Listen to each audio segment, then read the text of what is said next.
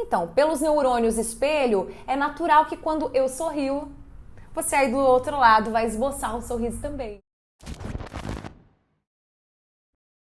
Oi, gente, hoje eu vou contar algo que eu ainda não tinha falado aqui no canal. Eu moro aqui no sul de Santa Catarina e perto de onde eu moro tem uma cidade chamada Nova Veneza.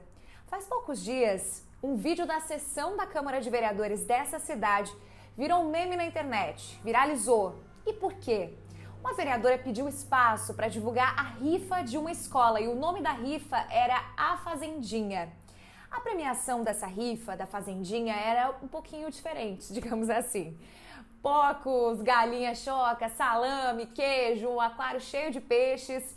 E enquanto ouviam essa premiação sendo descrita, no mínimo inusitada a premiação, alguns vereadores começaram a rir. E a vereadora que lia o convite e a premiação, claro, não conseguiu se segurar e teve que parar de ler algumas vezes porque não se conseguia segurar o riso também.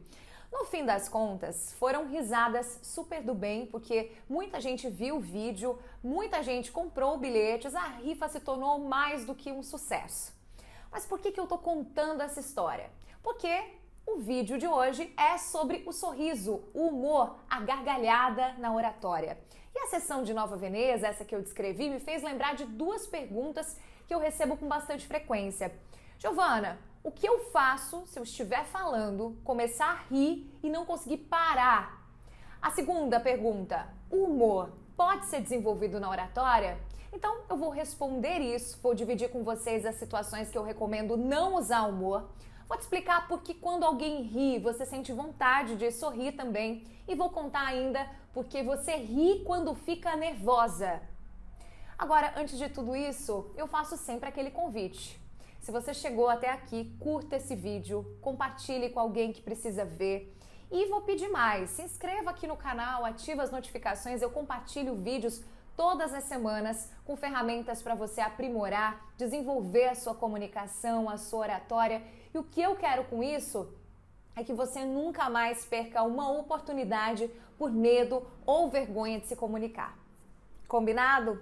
Primeiro ponto, sobre o humor, dá para desenvolver? A resposta é, dá para descobrir o seu estilo de humor, lapidar e quanto mais confiante você estiver ao falar, mais vai conseguir usar. E como assim estilo de humor? Há pessoas que são naturalmente engraçadas. Você conhece alguém assim? Que podem contar assim qualquer coisa, qualquer situação que isso se conecta, que gera no público vontade de rir também. Só que há perfis ou estilos de humor que só conseguem acertar se fizer uso de uma ironia, de algum nível de sarcasmo ou exagerando algo. E há ainda aqueles que só conseguem graça quando falam sobre si e algo que não deu certo na sua vida, por exemplo. E por fim, a gente tem quem também não tem jeito, que não se sente à vontade falando sobre o tema com um pouquinho mais de leveza, dando uma pitada de humor e tá tudo bem, descubra e respeite o seu estilo. E a melhor maneira para descobrir é usar situações com seus amigos ou em família, porque são situações mais confortáveis que vão mostrar qual é o caminho mais seguro. Aí você identificou? Bora colocar em prática, vamos testar com grupos maiores. Claro que sempre se gravar e se assistir também é um método que funciona. O que eu não recomendo, forçar um estilo de humor que não é o seu. Por exemplo, se eu for contar aqui uma situação, um case no estilo piada, provavelmente vocês não vão rir.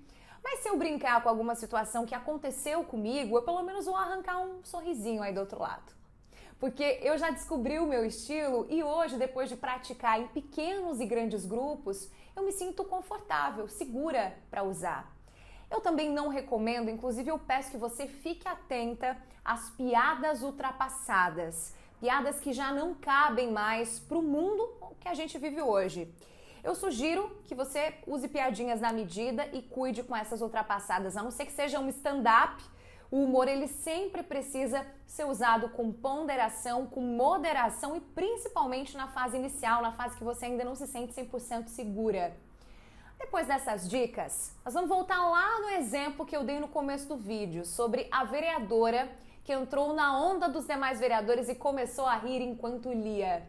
O que explica esse efeito manada da risada é o neurônio espelho. Os nossos neurônios espelho, eles se formam quando a gente tem aproximadamente 6 anos de idade. E eles são fantásticos, porque eles nos permitem sentir, fazem com que o nosso cérebro consiga sentir a dor do outro, o nosso próprio corpo. Sabe quando você vê alguém se machucar e sente um arrepio? É porque o sorriso é contagiante, faz bem para a saúde e se conecta muito com quem está na sua frente, claro, sempre analisando o contexto. E para fechar, vamos falar sobre o pior riso, que é aquele riso de nervoso. Aquela gargalhada que você ou alguém que você conhece soltou bem no meio de uma apresentação, de um momento que definitivamente não era o mais apropriado para rir. Isso acontece de maneira incontrolável, deixa quem riu super desconfortável, sem graça. E saiba que isso é uma resposta do seu corpo ao estresse e à ansiedade. Nesses casos, se acontecer, eu recomendo que você pare a apresentação, que você saia, tome uma água, se recomponha. Se não for possível, você pode pedir desculpas para o seu público e ser transparente, porque afinal agora você sabe até explicar a origem dessa gargalhada, desse riso de nervoso. E eu recomendo também que você procure um psicólogo para investigar a origem disso, se for uma reação que acontece com muita frequência. Porque rir é bom, só que rir no momento certo é fundamental. Agora me conta, essas explicações, essas dicas contribuíram? Eu quero ver você sorrindo, contagiando o seu público na hora certa, descobrindo o seu humor, o seu estilo e usando ele para se conectar com as pessoas na sua comunicação e sabendo também como se sair quando o riso de nervoso bater aí do outro lado. Um beijo e até o próximo vídeo.